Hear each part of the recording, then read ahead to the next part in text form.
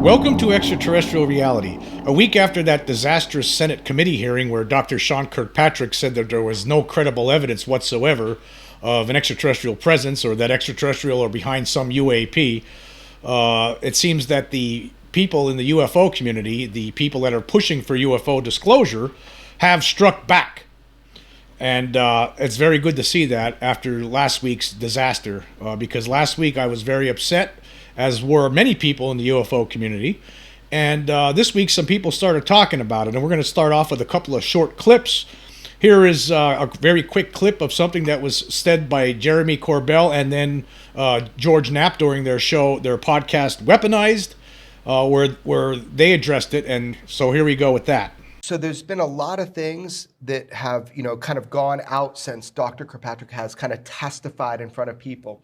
He did say a bunch of really interesting stuff. The one that kind of looms is he says, we have no evidence that this is extraterrestrial or from off-world vehicles. I mean, he really chose his words to try to really put everybody down, kind of at ease, saying, we have no evidence this is extraterrestrial.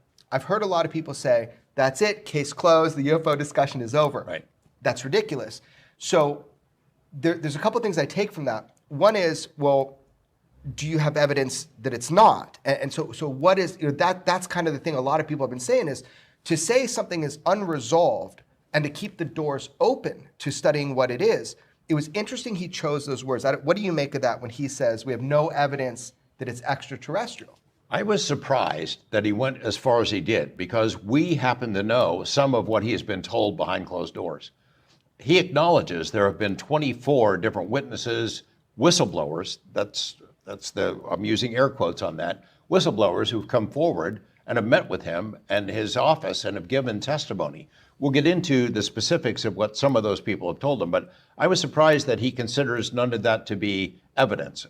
Either A, he doesn't consider their testimony to be evidence, B, he doesn't consider it to be credible testimony, or C, his office has not evaluated it yet. I mean, are you in the same spot? Well, I don't think that he has the right authorities yet to properly investigate what has been shared with him. And as you've mentioned, so we are in contact with numerous individuals that have provided testimony to AARO.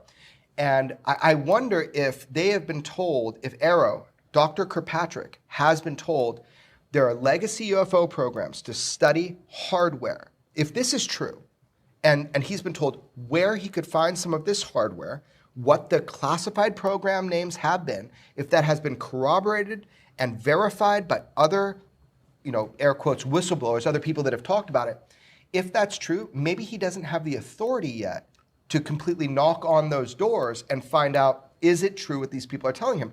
You and I both know he has heard what I would consider extremely, not only compelling, but testimony that can be tracked down and verified. Specific program names for legacy UFO programs and holding facilities for that hardware. If that is true, which I am damn confident it is, how did that not play in?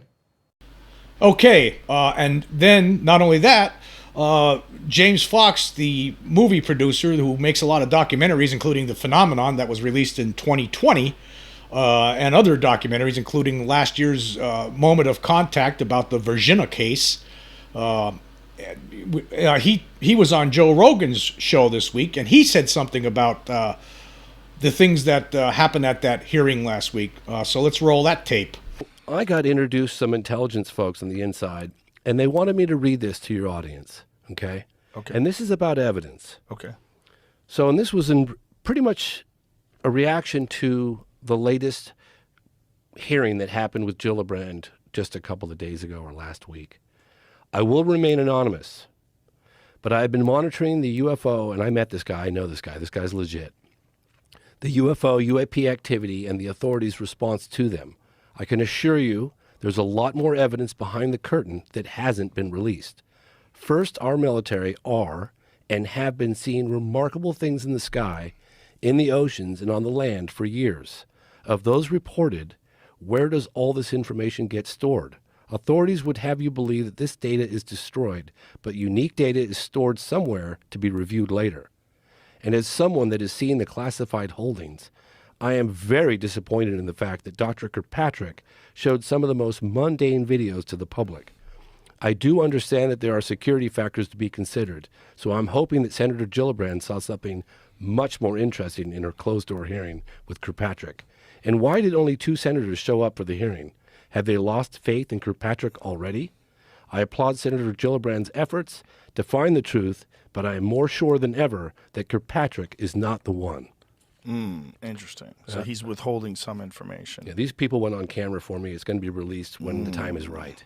But I've got, Again, it's one of those things conveniently, like Lucy pulling the ball away from Charlie Brown. It's right when you get close. It's so frustrating. I can only imagine. So there you have it. But I thought that was all great stuff. There basically there's people that are fighting back, and it's great to see that kind of activity.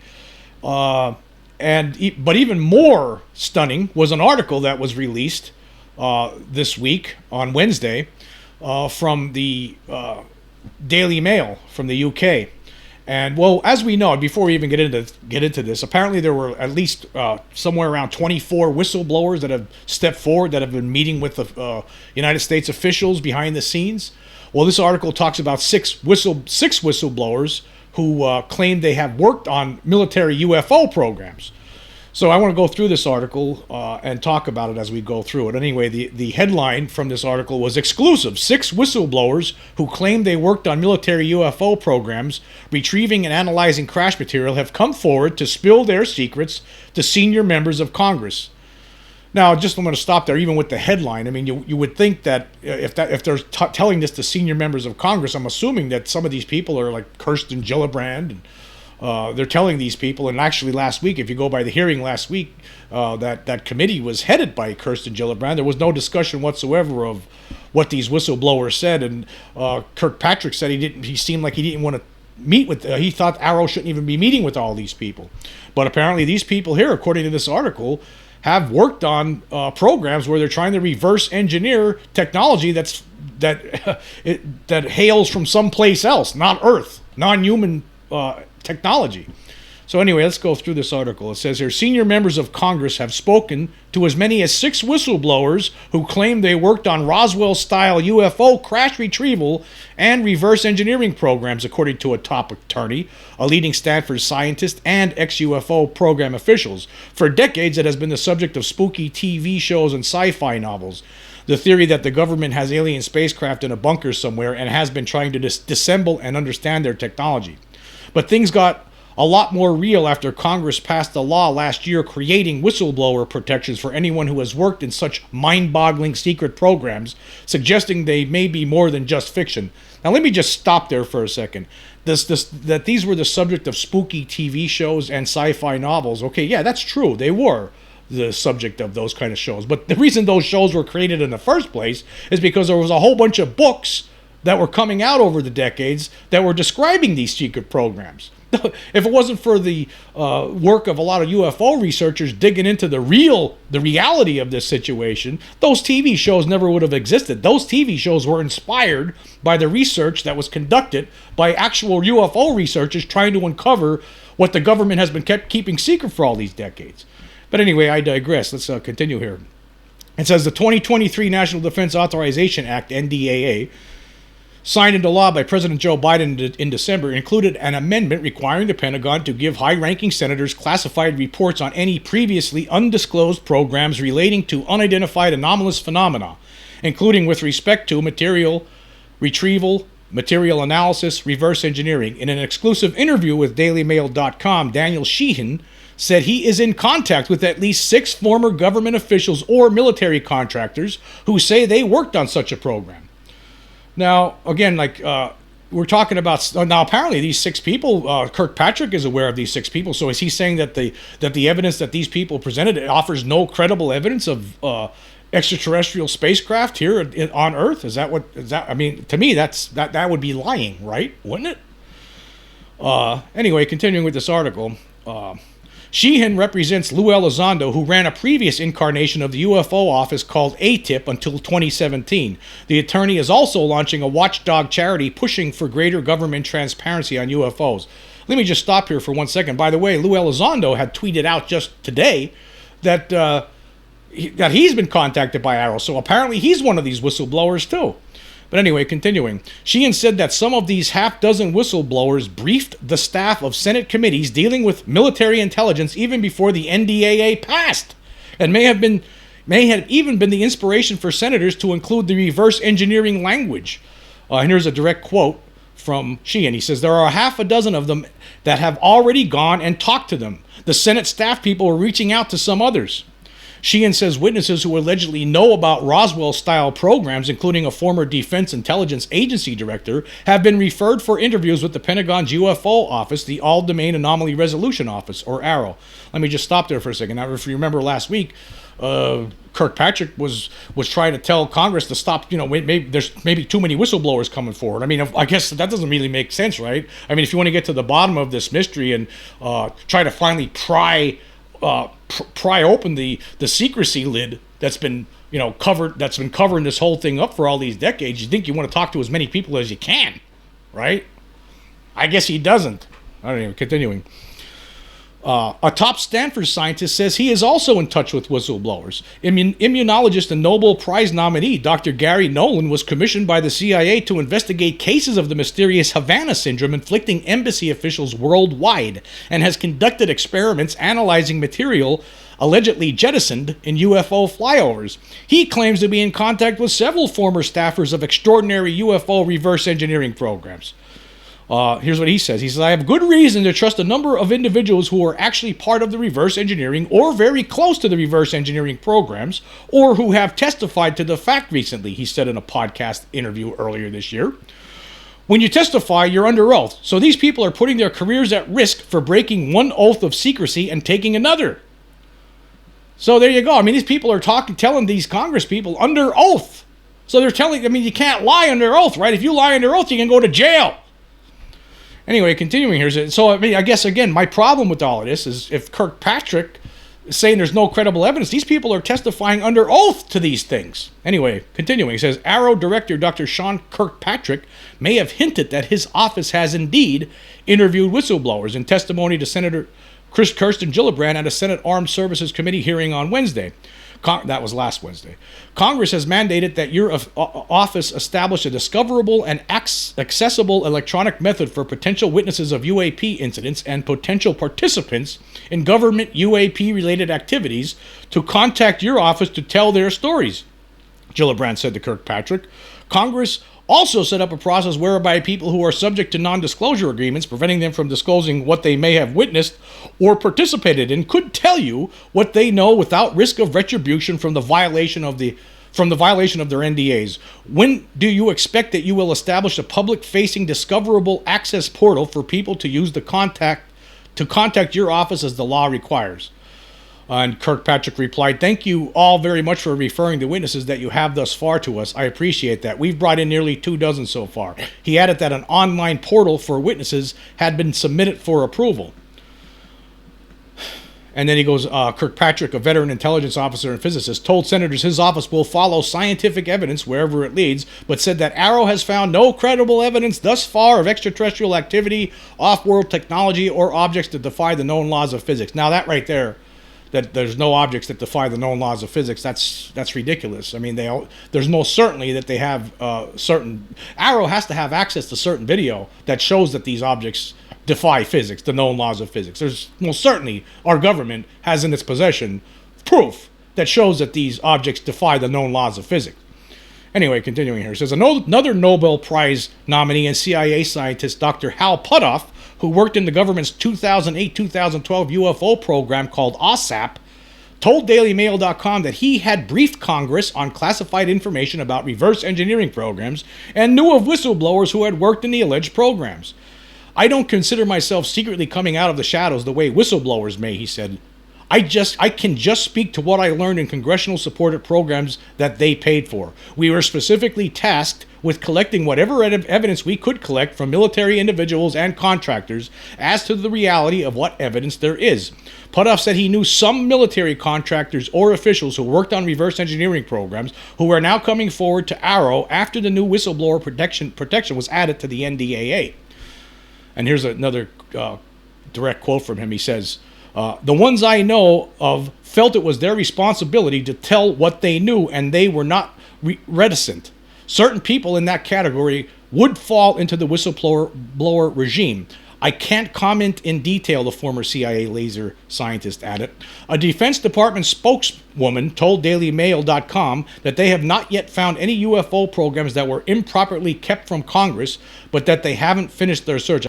In addition to AARO's principal mission to address current operations regarding UAP, AARO is also conducting a historical review of the U.S. government's identification and resolution of UAP activities, including speaking to witnesses for authorized disclosures as prescribed by law, DoD spokeswoman Sue Go said.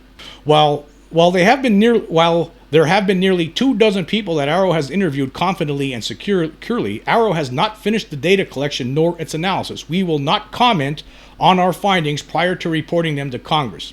As prescribed by law, AARO has 72 hours to report to Congress any program discovered that has not been properly reported to Congress for appropriate oversight. None have been found so far. Well, none have been found so far because it's buried in a secret control group that's been sitting on this information for decades. Again, I talk about this stupid game that we're playing.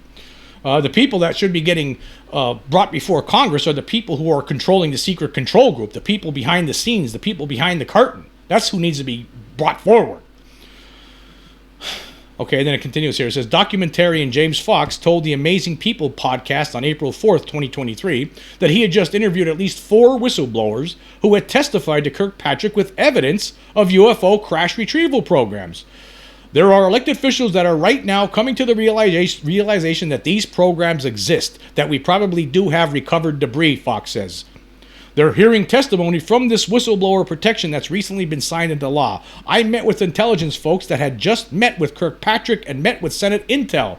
They couldn't share every single detail with me because it was classified, but they did with them. Some of them were retired. A lot of them were still employed. What they're basically saying is these reverse engineering programs exist, he added.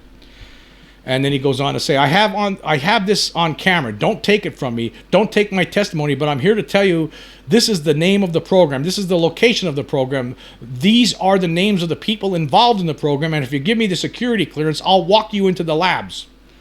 So basically, if you have the right clearances, you could be walked into the labs where they're working on this alien technology, trying to reverse engineer it, according to Fox. That's happening right now in Washington, D.C. I've seen the photographs of these guys' credentials, more than 3, and they're telling me about their friends who are also testifying. The question is, Kirkpatrick, who's he going to share it with? Fox told DailyMail.com that his sources did not give him classified information, as even with the new whistleblower protections, that they can only disclose restricted information to AARO, not go public. Amid the claims of Roswell-style crash retrieval programs, on Friday, U.S. intelligence leaders held an unprecedented briefing at Wright-Patterson Air Force Base in Dayton, Ohio, a site with deep historic and rumored links to UFOs. Reports after the notorious alleged 1947 flying saucer crash in Roswell claimed that the supposed wreckage was taken to Wright-Patterson, leading UFO researchers to dub the base the real Area 51.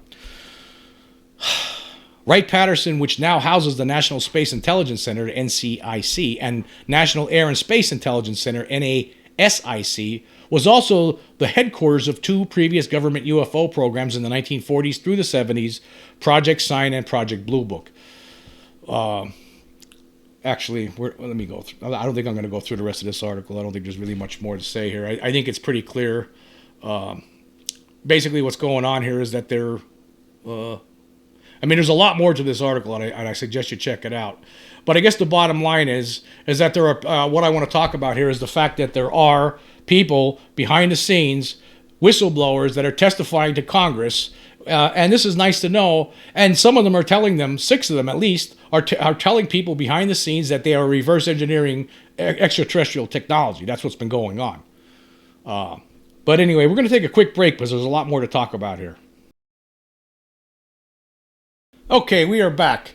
Of course, with regarding this big news that come out this week, that there are whistleblowers telling Congress that there are reverse engineering programs going on behind the scenes that are they're trying to reverse engineer extraterrestrial technology, non-human intelligence technology behind the scenes, right? Of course, the debunkers, I mean, they got to calm down the cult that's following them. Of course, the biggest debunker of our age, Mick West, had to chime in, of course, on Twitter about this when this news came out. I mean, oh my God, because, there's a whole bunch of people who are flocking to Mick West who want this not to be true.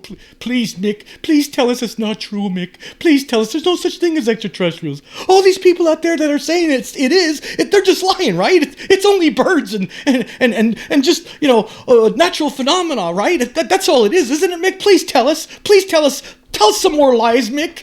So that's what's going on with that. Of course, he tweeted out regarding this article. He wrote yesterday, there, of course, reverse engineering programs exist. NASIC, which, of course, NASIC stands for the National Air and Space Intel Center. Their NASIC predecessor was doing analysis of crash sites back in the 1940s. In 1944, they rebuilt the V-1 engine from a crashed one. Such work continues today. Sometimes the human aircraft are referred to as UFOs. So Mick West is trying to argue that what they're really reverse engineering behind the scenes is recovered human-made craft from other places. That's what he's trying to say. That's all it is. That's the reverse engineering program. That's just human technology they're looking at. Don't worry about it. Nothing to see here. It's just again, it's just birds, natural phenomena. Planes, misidentifications. People were drunk when they saw it. Traveling puppeteer showed up in Ariel School back in 1994. That's the kids didn't see aliens. That's what Mick West is doing, because he has to calm down the cult that's following him, that lives and dies on every word, every tweet that he tweets. I mean, oh my God, they need to have this. And then, of course, there's Stephen Greenstreet, the New York Post writer, who's quickly becoming the I would call him the what do you call him, the Fredo Corleone of the debunker world at this point. I mean, this guy and Susan Go's puppet, A and B. So basically, Stephen Greenstreet, who hates Lou Elizondo and all these people that are trying to push for disclosure for whatever reason, right? And whatever Susan Go says is gold to Stephen Greenstreet, the Fredo Corleone of the UFO debunker field. You remember Fredo in The Godfather Part 2. I'm smart, not dumb like people say. Well, of course, he had to chime in yesterday when that article came out from the UK's Daily Mail. It's the same. He's talking about the people that are mentioned in this article, the people that provided commentary. It's the same activists who have been duping and deceiving Congress for years, decades, regarding all this UFO nonsense. And the media, as seen here, falls for it every time. My New York Post report debunking this insanity. Then he provides a link to a New York Post article from March where he tried to debunk all of this. And basically, I'll tell you what, I read that article. I went through that article, right? But the way my brain translated it, I didn't see the actual words that he was writing. Here's how my brain translated it. Stephen Greenstreet's article. Elizondo's